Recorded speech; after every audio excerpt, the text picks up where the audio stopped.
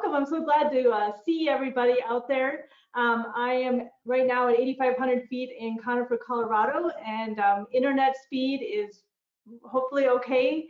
If at any point something starts messing up, just go ahead and let Deb know that there's some technical issue, and she'll let me know. So we'll get it fixed on this end. So stand by just a second. I'm going to start sharing my screen with you all. So hang on a moment. So anyways, I was just going to start tonight. I'm just going to give you my 30-second overview of my aviation experiences so you know my angle and how I got to where I am. And so the short summary is I've got about 30 years in aviation on both sides of the cockpit door. I've been based all over the country when I was working for the airlines. My very first job was because of the 99s. I had a connection with the 99s and the Red Cross back in Minnesota.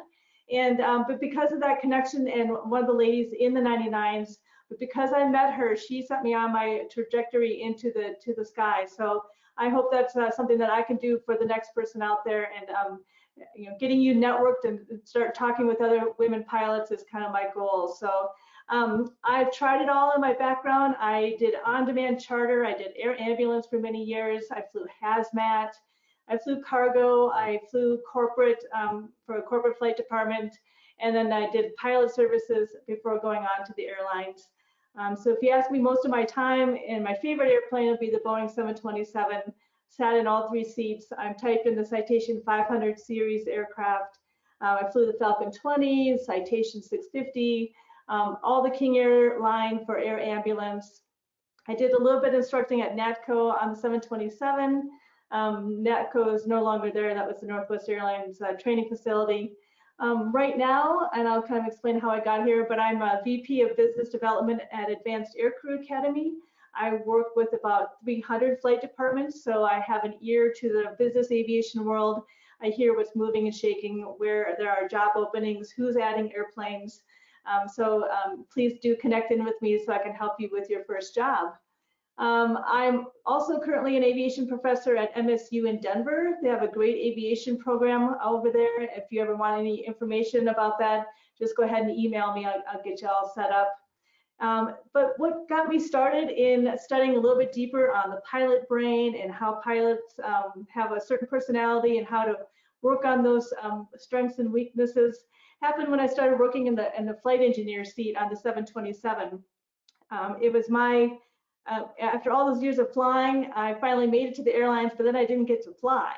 So it was my way of digging and being more connected to aviation by, you know, observing my captain and first officer and learning what human factors worked for crew resource management, what worked well in emergencies. So as a flight engineer, it's a great place to sit and observe the whole scene.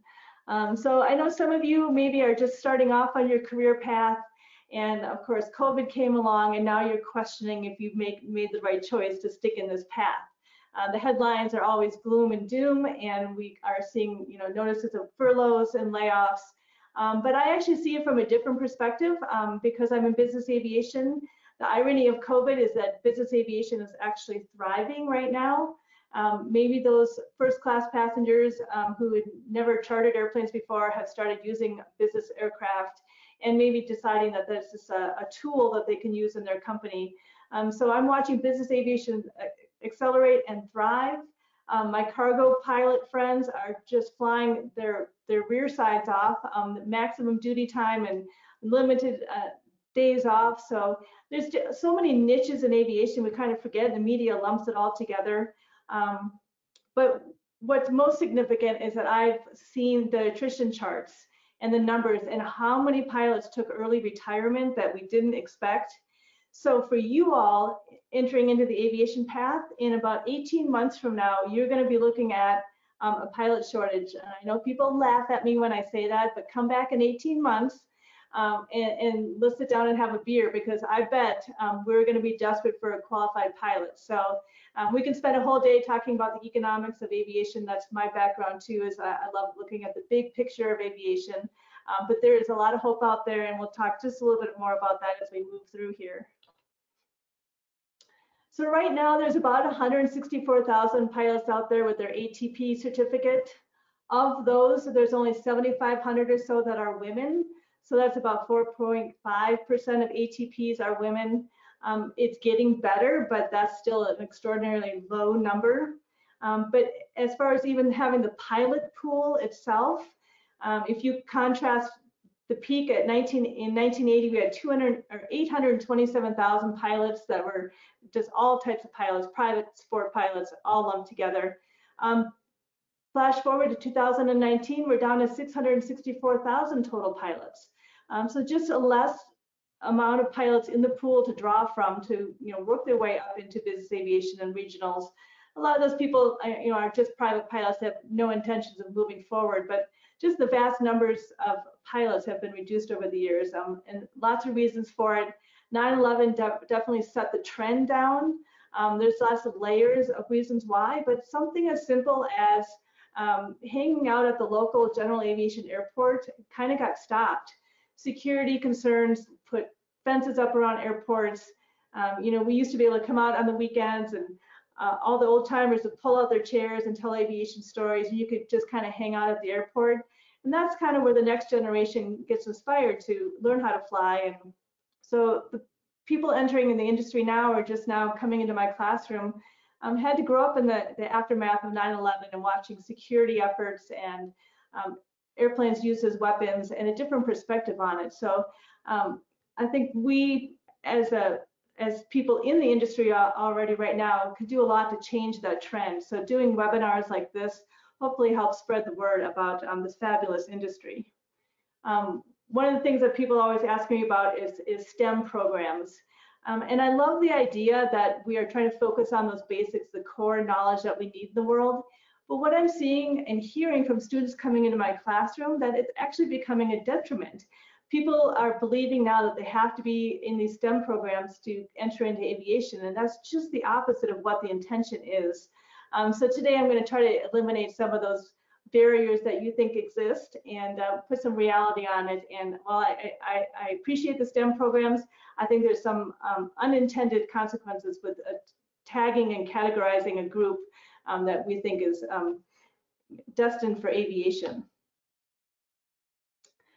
So strangely enough, I accidentally became a pilot. I had no intention of becoming a pilot. I didn't know any women pilots. It was never in my thought process. I was at the University of Minnesota, not quite sure what I wanted to do. I was studying journalism, and I had 2 jobs already, and I still didn't have enough money to pay my tuition and pay my books and rent and all that stuff. So I was just looking for a job that had really crummy hours. And of course, aviation is 24/7. So there was an opening at the front desk of a little FBO called Elliott. It was called Elliott Beechcraft at the time, at the Flying Cloud Airport in Minnesota. And so it's just a front desk position, just answering the phones. But they have a Unicom there. I didn't know what a Unicom was, and I didn't know that aviation had its own language, that had a phonetic alphabet. So the learning curve of just entering into the industry was huge. But it was a great way to get in and start learning about it. Even when I started, I never thought about becoming a pilot. I started the job and thought it was kind of cool, and the hours fit in perfectly. So it was just that one little tipping point of getting me into the environment, and all of a sudden it started introducing me to all this exciting and interesting people out there. So it was the 99s that kind of set me on my path. There was a little old lady who walked in the door of Elliott Beechcraft and was asking me what I was doing, and I was studying for my written exam.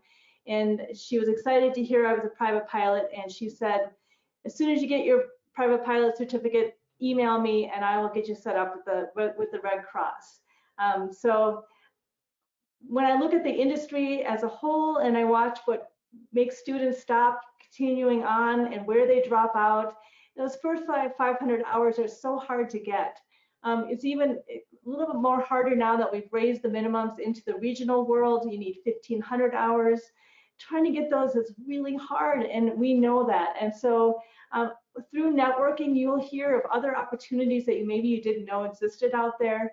So that's one of the things that we're trying to do, is just get the word out for all the other pathways up there. Still, the most popular pathway is getting your CFI certificate. Usually by the time you get to that point, all of a sudden you start getting those hours and somebody else is actually paying for them. The very week I was going to take my CFI check ride, I actually got hired into the right seat of a King Air at the company I was working for. So timing is everything, and then being on the airport certainly amplified those connections. So I put my email address there. I will put it at the end as well. If you ever have any questions, or if you want me to try to connect you with somebody locally, just let me know what airport you're flying out of, and I'll try to get you hooked up with somebody local.